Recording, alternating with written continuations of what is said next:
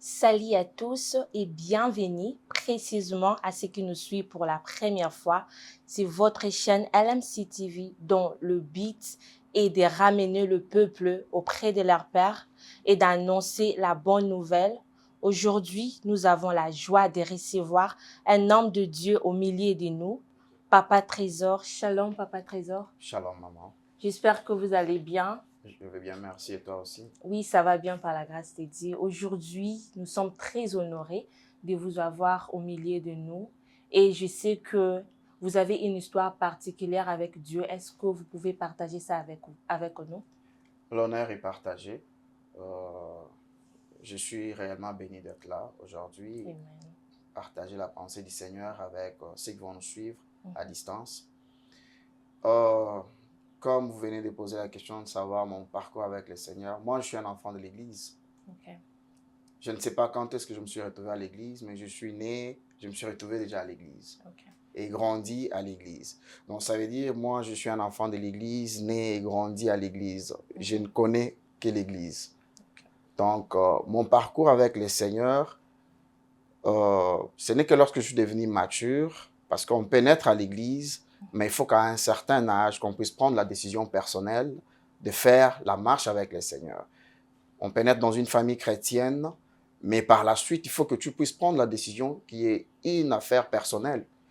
Alors, à un certain âge, lorsque je suis devenu mature, j'ai pris la décision de faire le chemin avec le Christ.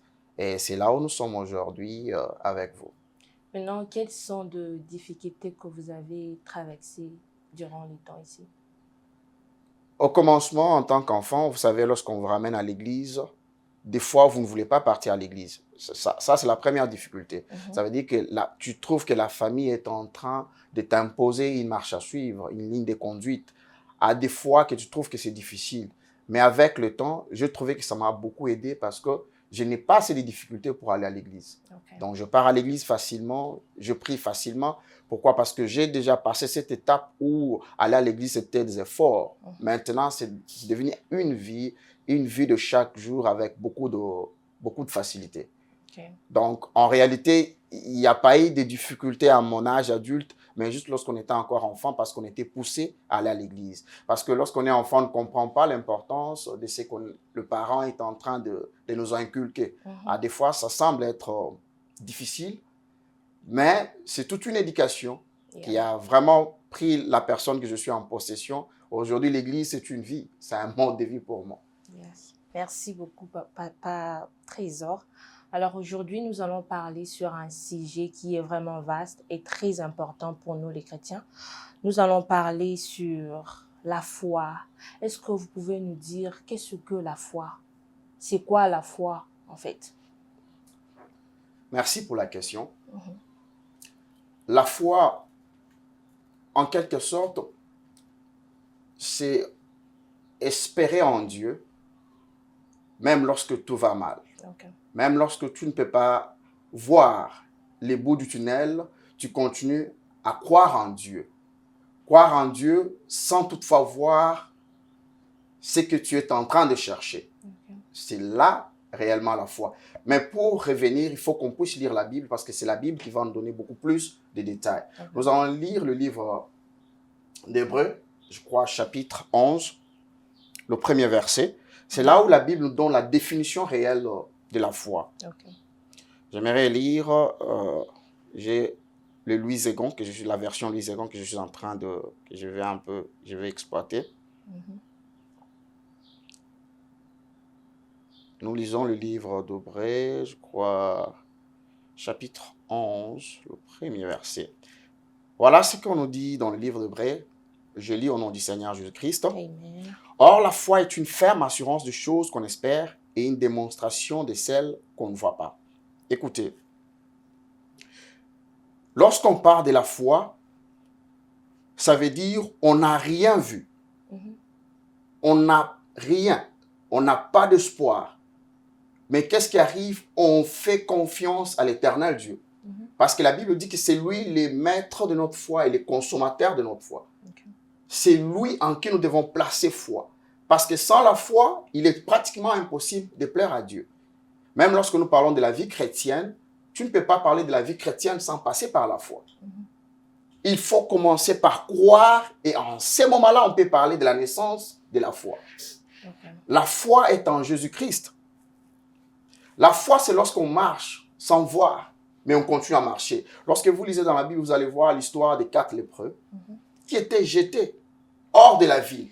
Ces gens-là n'avaient pas d'espoir. Ils avaient complètement perdu l'espoir. Mais ils ont décidé de marcher, aller dans les camps de l'ennemi. Ils se sont dit, partons, allons dans ces camps-là. Nous allons trouver quelque chose à manger. La foi, c'est aussi marcher sans voir là où on était en train de partir. Mais on a confiance en Dieu. On a confiance en la parole de Dieu. Parce que Dieu en qui nous avons confiance, la Bible dit, il est le créateur de toutes choses. Et au-delà de cela, la Bible dit, il est le maître des temps et des circonstances. Si tu n'as pas la foi, il est impossible aujourd'hui que tu puisses plaire à Dieu. Si tu veux réellement plaire à Dieu, il faut que tu aies la foi. Et maintenant, peut-être tu peux poser la question de savoir comment est-ce que cette foi-là vient. Exactement, c'est ça la question que je voulais poser. D'où vient la foi? Est-ce qu'il y a un endroit où on peut acheter la foi? Est-ce qu'il y a quelque part où on part et directement on reçoit la foi? Comment? D'où vient la foi en fait? La foi que nous parlons ici, nous parlons de la foi chrétienne. Okay.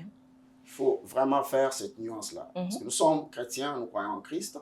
Nous parlons de la foi chrétienne. D'où vient la foi chrétienne? J'aimerais que nous puissions lire l'Écriture parce que je ne veux pas que cela puisse venir de moi. Nous allons lire le livre de Romains, l'épître de Paul aux Romains, chapitre 10. Chapitre 10, je crois, nous allons prendre le verset 17.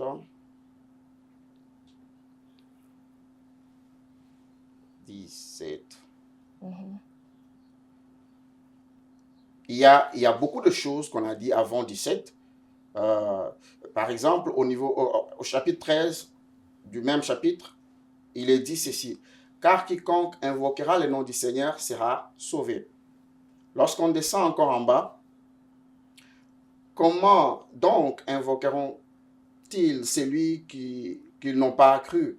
Donc ça veut dire ils ne peuvent pas invoquer celui en qui ils n'ont pas cru. Okay. Et pour aller beaucoup plus loin, au niveau du chapitre 17, ainsi la foi vient de ce qu'on entend, et ce qu'on entend vient de la parole de Christ. Ici, il y a une nuance très importante. D'abord, Paul dit comment est-ce que la foi vient. Paul dit la foi vient de ce qu'on entend. Et ce qu'on entend, c'est la parole de Christ. Pourquoi Paul il dit précisément ici, c'est la parole de Christ? La foi vient en écoutant l'évangile de Christ. Parce que nous sommes sauvés pas par nos efforts. Nous ne sommes pas sauvés par les œuvres que nous avons accomplies, mais nous sommes sauvés par la mort et la résurrection de Christ. Et ce n'est que lorsque tu crois en Christ, c'est comme ça qu'on a dit quelque part, comment est-ce qu'ils vont invoquer celui en qui ils n'ont pas cru. Donc, la foi commence lorsqu'on croit en Jésus-Christ comme Seigneur et Sauveur. C'est à ce moment-là. Parce que nous croyons à ce qu'on n'a jamais vu. Mais nous croyons par la foi que Christ est mort et ressuscité pour nous. Et en écoutant la parole de Christ. Certaines explications disent que la parole de Christ, c'est l'évangile. Oui, c'est en écoutant l'évangile qu'on vient à la foi. Parce que si tu n'as pas écouté l'évangile de Christ, comment est-ce que tu vas avoir la foi? En écoutant l'évangile, la naissance de Christ, un miracle. Grandir dans le miracle, mourir et ressusciter dans le miracle. Et à la croix, il dit, tout est accompli. C'est là où la naissance de la foi chrétienne a commencé. Donc notre foi en nous vient en écoutant la parole de Christ qui est l'évangile qui sauve la vie. L'évangile sauve. C'est à partir de l'évangile qu'on a la foi. Nous chrétiens, je précise bien, nous chrétiens, parce que nous sommes dans la dispensation de la grâce. Je ne vais pas parler de l'époque de Moïse, ou soit faire un pas en arrière. J'aimerais bien préciser que nous parlons de Christ. Parce que c'est avec Christ que nous avons commencé à parler de cette foi chrétienne. Donc la foi chrétienne vient en écoutant la parole de Dieu et plus précisément l'évangile. C'est dans l'évangile qu'on a la vie. C'est dans l'évangile qu'on est sauvé. On n'est pas sauvé par autre chose. On est sauvé par l'évangile. Et lorsqu'on a la foi ne vient que par l'écoute de l'évangile. Donc, si je comprends bien, Et tant que chrétien, vous êtes en train de parler plus sur les chrétiens. Alors, pour ces gens ici, I can say the non-believer, comment est-ce que vous pouvez leur expliquer ça? Parce que quand vous me disiez que non, la foi vient de ce qu'on attend, comment je peux avoir la foi dans ce qu'on attend ou quelqu'un à qui je ne vois pas, où vous venez me prêcher pour me dire que non, croire à quelqu'un que je n'ai pas vu ou j'ai seulement écouté quelqu'un vient me parler de quoi qu'il existe. Genre, comment est-ce que vous pouvez expliquer à quelqu'un qui ne connaît pas Dieu la manière dont vous connaissez Dieu, ou vous avez dit que vous avez grandi dans l'église, à travers de parents, vous avez connu Dieu, mais il y a des gens who never went to church or anything like this. Comment il doit accepter cela d'abord? La foi, premièrement, comme je l'ai dit, il faut croire en Christ. Pour ceux qui n'ont jamais fréquenté l'église, c'est là où ça revient, je parle de l'évangile qui est la bonne nouvelle. Il faut aller annoncer cette bonne nouvelle à ceux qui n'ont pas connu Christ. Ce n'est qu'en annonçant la bonne nouvelle que ces gens-là auront la naissance de la foi en eux. Il faut annoncer la bonne nouvelle à ceux qui ne connaissent pas Christ. Il faut leur dire que ce que la Bible dit, Dieu a tant aimé le monde, il leur a donné son Fils unique. Enfin, quiconque croit en lui, qu'il ne puisse pas périr, mais qu'il soit sauvé. C'est la foi qui nous amène à être sauvés. Okay. Sans la foi, personne ne peut voir Dieu. Sans la foi, il est impossible d'être agréable à l'éternel Dieu. Okay. Donc, ça veut dire que si tu rencontres un non-chrétien qui n'a jamais cru au Seigneur, montre-lui l'amour de Dieu. Okay. Dites-lui que Dieu t'aime beaucoup. Il aime beaucoup le monde. Il a donné son Fils unique qui n'a point péché, qui n'a point connu le péché, mais qui a accepté de mourir à notre place. Pourquoi? Parce qu'il y a le péché originel qui est à la base de notre exclusion avec le Seigneur. Le péché originel qui a été commis par Adam dans le jardin d'Éden. Et c'était pendant ce temps-là que le Seigneur a coupé une relation entre nous et lui. Alors, pour faire revenir le païen à l'éternel Dieu, il faut leur dire que le Seigneur t'aime. Parce qu'il y a certains prédicateurs qui partent avec condamnation. Non, il ne faut pas aller avec condamnation. Il faut aller avec amour, montrer l'amour, dire à cette personne, Christ t'aime beaucoup, viens à lui. Ce n'est que lorsqu'il va croire en Christ qu'à ce moment-là que sa foi va commencer. Okay. Nous parlons de la foi chrétienne. Oh. Yeah. Et une autre question que j'ai, Papa Trésor, est que après avoir reçu Christ dans ta vie, et maintenant, il y a des processus à suivre.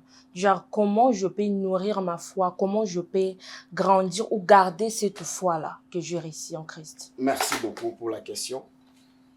On grandit dans la foi en faisant confiance à Dieu, en continuant la marche avec le Seigneur.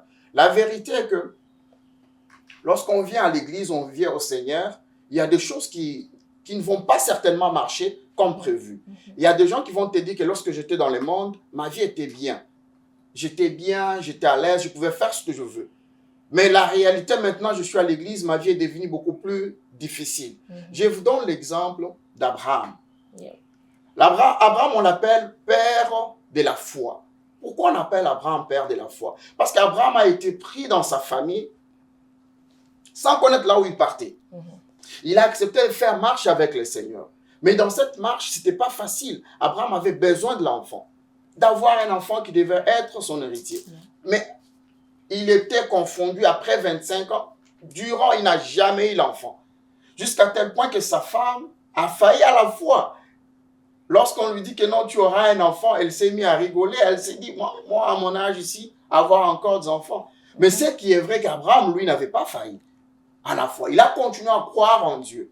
Mais aussi, j'aimerais dire quelque chose, une précision. Ça ne veut pas dire que lorsque tu as la foi, tu ne peux pas faillir. Okay. On peut faillir, mais l'essentiel est la ténacité à la parole de Dieu, à la promesse que le Seigneur t'a faite. Okay. Abraham a tenu à la foi. Comment? En tenant à la promesse de Dieu. Donc, ça veut dire que lorsque nous venons au Seigneur, nous avons une promesse qui est beaucoup plus importante que toute chose, nous serons sauvés. Alors, tout un chacun d'entre nous, pour grandir dans la foi, il doit tenir à cette promesse-là, à toute promesse que Dieu t'a faite. Et au-delà de cela, il faut écouter la parole de Dieu régulièrement. Écouter la parole de Dieu régulièrement, ça va t'aider à monter dans la foi. Et lorsque tu lis la parole de Dieu régulièrement, tu vas savoir quelles sont les promesses que l'Éternel Dieu a faites à mon endroit, en tant que chrétien. Ce n'est qu'en s'attachant à cela que tu vas grandir dans la foi. Mais aussi, ça ne va pas se limiter à ce niveau-là. Okay. Il y a aussi la prière. Il faut prier pour grandir dans la foi. Pourquoi? Parce que tu seras face aux tentations de l'ennemi. Et ce n'est qu'à ce moment-là qu'on va voir si réellement tu as mûri dans la foi. Parce qu'il y aura des tentations. Ça ne veut pas dire que lorsque tu crois en Seigneur et que tu as la foi, les choses seront faciles. Non. Il y aura des tentations, il y aura l'ennemi qui viendra avec toute forme de problème tout autour de toi. Mais l'essentiel est que quand tu pries, comme tu lis la parole de Dieu, tu écoutes aussi la parole de Dieu, tu appliques cela, tu vas grandir dans la foi. Mais aussi, il faut rencontrer des problèmes dans la vie. Okay. Et lorsque tu as des problèmes, je te donne l'exemple de David. David était enfant dans la brousse en train de garder les paîtres, les troupeaux de son père. Il était là, il rencontrait des lions, il s'est battu contre les lions, tout ça, ça fait grandir sa foi. Et lorsqu'il était devant Goliath, il s'est rappelé de l'histoire qu'il avait eue en coulisses avec le Seigneur. Donc ça veut dire que tout ce que tu rencontres dans ta vie, lorsque tu es à la prière, l'écoute de la parole de Dieu, ça va te faire grandir. N'oubliez pas que David était déjà loin, malgré qu'il était dans la brousse. Okay. Maintenant, par rapport à ce que vous venez de dire, Papa Trésor, j'ai une question. Quoi faire lorsque je ne plie d'espoir sur certaines choses, où je n'ai pas la force de prier ou de lire la Bible qui est comme la nourriture pour notre foi? Maintenant, quoi faire si je n'arrive pas à lire la Bible, je n'arrive pas à prier, ou je suis devenu au point où je vais tout abandonner en fait? Quoi faire lorsque tu te sens épuisé? Quoi faire lorsque tu te sens épuisé? La première des choses, retiens ça dans ton cœur, que l'Éternel Dieu est ton Dieu. Amen. Peu importe les circonstances que tu peux traverser, le Seigneur reste Dieu. Amen. Et n'oublie pas que l'ennemi Satan, le diable, est en train de chercher ta chute. Parce que lorsqu'il t'amène dans cette situation, l'objectif est que tu tombes. Mais n'oublie pas que le Seigneur, c'est lui qui fortifie notre foi. Au-delà de nos efforts, parce qu'il ne faut pas oublier que la foi, ce n'est pas parce que nous avons fourni d'efforts. Non. C'est un don de Dieu, comme la Bible est en train de nous dire. C'est un don de Dieu. Ce n'est pas par nos efforts. C'est pour cette raison que tu dois te remettre complètement et totalement en Dieu. C'est ça même la foi. Tu te laisses complètement et totalement à Dieu.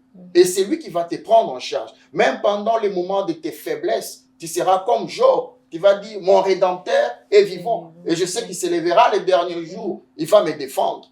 Donc, lorsque tu te sens fatigué, épuisé, n'oublie pas que le Seigneur est ton Dieu. N'oublie pas qu'il est ton Rédempteur. N'oublie pas qu'il est mort à la croix. Avant que toi, tu puisses croire en lui, lui, il a accepté de mourir à ta place. Amen. Lorsque nous étions encore pécheurs, lorsqu'on ne les connaissait pas, lui, il a accepté de donner sa vie afin que nous puissions avoir cette vie nouvelle, la foi en Christ. Et merci beaucoup, Papa Trésor. Et une autre question que je peux vous poser est que vous avez dit quelque chose ici très important. J'aimerais savoir, est-ce qu'on peut perdre la foi? La foi, on peut perdre si comme on avait fait un effort pour avoir la foi. Non. Okay. On perd la foi lorsqu'on renonce à Christ. Okay. Ce n'est que lorsque tu renonces à Christ. Ça veut dire, le renoncement à Christ, ça veut dire, moi aujourd'hui, je ne suis plus chrétien. Okay. J'abandonne la vie de Dieu. Je commence à faire autre chose. Ainsi, à ce niveau-là, tu as renoncé à la foi. Tu as abandonné Dieu. Et c'est comme ça que même plus loin, c'est la même question qui revient même au salut. Est-ce qu'on peut perdre le salut? Ça marche de pair. Okay. Donc, ce n'est que lorsqu'on refuse Christ. Tu dis, moi, je ne veux plus de Christ. Moi, je vais marcher. Écoute, la Bible dit, mon juste tombera. Et il fera quoi? Il se relèvera. Ça ne veut pas dire que lorsque tu es tombé, tu as renoncé à la foi. Okay. C'est quelque chose de très important. La Bible dit, mon juste fera quoi? Il va tomber. Il n'a pas dit mon païen, il a bien précisé. La Bible précise bien, mon juste tombera et il va faire quoi? Il va se relever. Ça ne veut pas dire que lorsque tu tombes, tu es devenu pécheur. Non. Okay. Ça veut dire que c'est le parcours de l'homme avec le Seigneur, comme tu m'as posé la question, quels sont les problèmes que tu as rencontrés. Donc, ce sont des difficultés qu'on peut rencontrer dans la marche avec le Seigneur. C'est comme ça que David est parmi les voyants, les héros de la foi. Ça ne veut pas dire que David n'a jamais tombé. Okay. Tomber ne veut pas dire renoncer à la foi. À la foi, lorsque tu veux renoncer à la foi, ça veut dire que je ne veux plus de Christ. Moi et Christ, ça s'arrête par là. Et là, dans ce cas-là, tu as renoncé la foi, tu as abandonné Christ. Or, la Bible dit tout simplement, même si tu pars, mais lorsque tu reviens, comme l'enfant prodigue, tu dis, Seigneur, me voici, je me suis mal comporté, il va te récupérer. Parce que tu te rappelles bien dans la Bible, Christ était en train de marcher. Quelque part, on les a privés de l'hospitalité. Et les disciples lui ont dit, non, tu vois, ces gens-là nous ont privés de l'hospitalité. Est-ce que tu ne peux pas envoyer le feu, que le feu consume ces gens-là? Christ, regardez les disciples qui disaient cela. Loin de moi, Satan. Il dit, je ne suis pas venu pour perdre, je suis venu pour gagner. Donc, la réalité de la foi est que lorsqu'on croit dans le Seigneur Jésus-Christ, le Seigneur ne va pas nous laisser jusqu'à tomber, perdre la foi. Okay. Sauf si toi-même tu décides à renoncer à la foi. Renoncer, ça veut dire tu refuses Christ, parce que c'est lui le maître de notre foi. Yeah. Et s'il y a des choses, je sais que les gens qui sont en train de nous regarder dans ce moment, ils sont en train de passer dans des moments de difficulté où ils ne croient plus à Dieu, comme vous venez de dire, à cause de circonstances, de situations. Alors, s'il y a des choses que je peux vous demander en ce moment et que vous puissiez prier pour ces gens-là qui sont en train de passer dans ce moment où ils veulent renoncer, où ils n'arrivent plus à continuer à marcher avec Christ, vous pouvez prier pour eux. Premièrement, je dois dire à quelqu'un qui est en train de me suivre que sache-le que l'Éternel Dieu t'aime beaucoup. Il est celui qui est en train de soutenir notre foi. Ce n'est pas par nos efforts que nous pouvons garder la foi. Mais sache-le que c'est par la grâce du Seigneur que nous gardons la foi. Et par son amour. J'aimerais te dire, toi qui traverses les moments difficiles, tu as un problème de maternité. Je te dis que Sarah a haï son enfant dans sa vieillesse. Je te dis que toi qui traverses des périodes très difficiles, je te dis que Gédéon, il a trouvé solution, il était en train de souffrir, mais c'est lui qui est devenu le héros de leur famille. Je te dis que le Dieu du ciel est capable de changer ta situation. La foi en Dieu, il faut avoir la foi en Dieu. La foi, c'est lorsque tu ne connais pas là où tu pars. C'est lorsque tout semble ne pas être logique, mais toi tu crois. C'est lorsque tout est contre la logique. La logique, ça veut dire que tu connais que 2 plus 2 égale 4, mais le Seigneur te dit que non, ça ne doit pas être ainsi. Donc l'Éternel Dieu est le Dieu qui dépasse notre entendement en faisant des choses grandioses. J'aimerais te dire, crois en Dieu. Le Seigneur est capable de trouver solution à ton problème. Tu as un problème de documents, un problème de santé. Je ne sais pas quel type de problème que tu as. Christ à la croix, il a dit tout est accompli. Ça veut dire qu'il n'y a ni maladie il n'y a aucune maladie qui peut continuer à te faire des problèmes parce que ton corps en toi est un temple du Saint-Esprit. Il faut que le Saint-Esprit puisse agir dans ton corps. Les enfants, il faut que tu aies les enfants en abondance parce que il faut que ta joie soit parfaite. La Bible dit demandez, priez afin que votre joie soit parfaite. La joie, là, nous avons besoin. Il faut que tu aies les enfants. Il faut croire en Dieu. Fais confiance à l'Éternel Dieu. Jésus est là. Il est le consommateur de ta foi. Le mariage, c'est rien. Il peut te donner à tout moment quand tu veux. Mais toi, continue à faire confiance à l'Éternel Dieu. Place ta foi en Dieu. Il faut placer la foi en Dieu. Même lorsque tu ne vois pas clair dans la vie. Même lorsque tout semble être difficile, continue à croire en Dieu. Même lorsque personne ne te fait plus confiance, parce qu'il y a des gens dont personne ne leur fait plus confiance. Même lorsqu'on ne te fait plus confiance, sache-le que le Seigneur continue à te faire confiance. Nous sommes les hommes, nous jugeons par notre regard. Mais l'Éternel Dieu qui voit le cœur, il ne juge pas comme les hommes. Il va te relever là où tu es, que ce soit le ministère qui est broken down, même de problèmes difficiles de travail. Je crois que le Seigneur va te faire grâce par cette prière qui est une forme de déclaration dans ta vie. Que le Seigneur puisse te relever et qu'il relève ta foi au nom de Jésus-Christ. Nous avons ainsi dit. Amen, amen. Merci beaucoup, Papa Trésor. Que le bon Dieu vous bénisse. Et nous sommes arrivés à la fin de notre émission pour aujourd'hui. J'espère que vous êtes très bénis. Lorsque le bon Dieu vous bénisse, n'oubliez pas de s'abonner. Que Dieu vous bénisse.